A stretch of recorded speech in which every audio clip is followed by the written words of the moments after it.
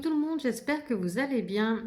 Alors aujourd'hui je viens vous faire une vidéo un peu spéciale. Je vais vous montrer les sorties littéraires du mois d'avril qui m'intéressent. Donc je me suis fait une petite liste. Donc en tout il y a 6 livres, donc ça va, c'est pas, il n'y a pas trop de livres. Donc je vais prendre mes petites notes. Je vais vous montrer les livres, donc je vous mettrai des petites images ici. Et puis je vous lirai les résumés. Donc le premier livre qui sort donc le 2 avril, c'est La dernière allumette de Marie Vareille. Donc La dernière allumette de Marie Vareille. J'avais déjà lu Marie Vareille, je ne sais plus qu'est-ce que j'avais lu comme livre. Je peux très bien me passer de toi, il me semble. J'avais lu, je ne sais plus ce que j'ai lu. Bon, La dernière allumette, il sort le 2 avril au livre de poche. Du coup, je vais vous lire le résumé. Alors, depuis plus de 20 ans, Abigail vit recluse dans un couvent en Bourgogne. Sa vie d'avant, elle l'a en grande partie oubliée. Elle est même incapable de se rappeler l'événement qui a fait basculer sa destinée et l'a poussée à se retirer du monde. De loin, elle observe la vie parisienne de Gabriel, son grand frère dont la brillante carrière d'artiste et l'imaginaire rempli de poésie sont encensés par la critique. Mais le jour où il rencontre la lumineuse Zoé et tombe sous son charme, Abigail ne peut s'empêcher de trembler, car elle seule sait qui est vraiment son frère. Un roman captivant, brillamment construit, à la fin aussi imprévisible que bouleversante, et dont les personnages inoubliables offrent une voix aux enfants qui grandissent confrontés à la violence des adultes. Voilà. Donc du coup, je lis le résumé évidemment sur mon ordinateur, puisque je n'ai pas les livres en ma possession. Donc voilà pour la dernière allumette. Écoutez, donc il sort le 2 avril au livre de poche. Donc j'ai très hâte de me le procurer. Donc il sort bientôt à l'heure où je vous filme cette vidéo. On est déjà le 31 mars, donc il sort dans 2 jours. Voilà. Écoutez, dites-moi en commentaire si vous l'avez lu, la dernière allumette, ce que vous en avez pensé. Le prochain roman que je vous présente, c'est une autrice que j'ai déjà lu. En fait, alors là c'est une série, je crois que c'est en 5 tomes. C'est le 5e tome de la série de la commandante Alexane Laroche, c'est bien ça. Moi j'avais lu La Fée Noire, donc la Fée Noire c'était le premier tome. Et là, donc ça sort également le 2 avril et ça s'appelle Sur leurs traces. Donc je vous lis également le résumé. Jérémy Bouscara est infirmier à l'hôpital Lariboisière. Une nuit, alors qu'il fume devant les urgences, une voiture pile face à lui. Au volant, une femme en état de choc. À l'arrière, 2 enfants blessés par balle.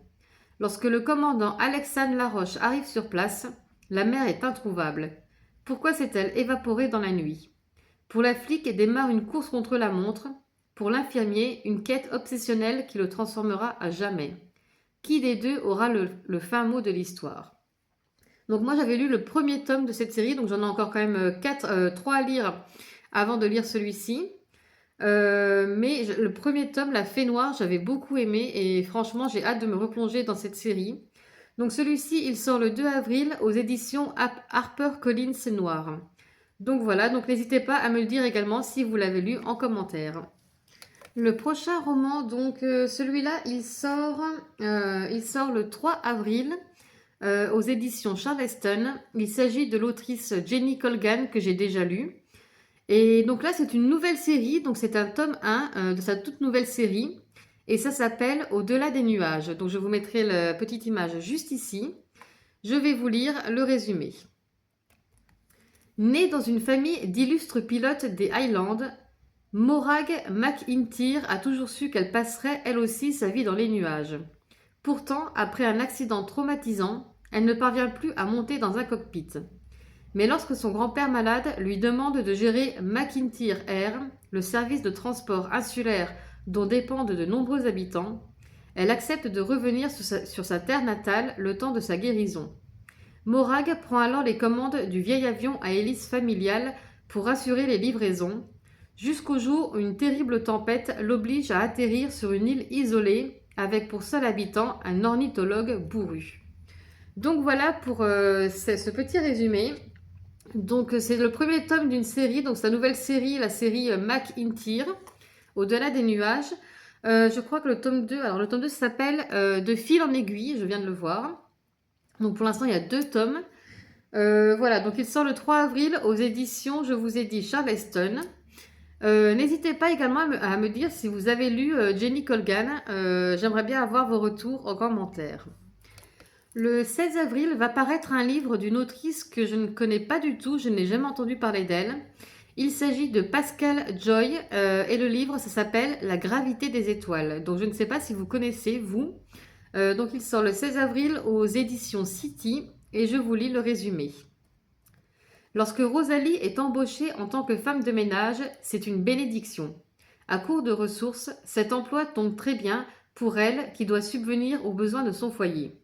Et puis son employeuse, Constance, une veuve, est très gentille et attentionnée. Peu à peu, une relation d'amitié naît entre ces 2 femmes que tout semble pourtant séparer. Peu à peu, Constance comprend que Rosalie vit un calvaire chez elle avec un mari dominateur et violent. Elle le comprend d'autant mieux qu'elle a vécu la même chose des années plus tôt. Constance sait qu'il est inutile de dire à Rosalie de quitter cet homme. Elle sait d'avance qu'elle ne le quittera pas, parce qu'elle a peur, parce qu'elle est persuadée que sans lui, elle ne vaut pas grand-chose, parce qu'elle a déjà tellement accepté qu'elle se dit qu'elle pourra bien supporter davantage. Pourtant, Constance va devoir lui faire comprendre qu'elle doit partir avant qu'il ne soit trop tard. Donc voilà, donc une histoire assez touchante, je pense, assez grave aussi, puisqu'on parle de violence conjugale, évidemment. Donc écoutez, dites-moi si vous l'avez lu, si vous connaissez cette autrice, j'ai hâte de voir vos commentaires. Le 24 avril va sortir un livre aux éditions L'Archipel.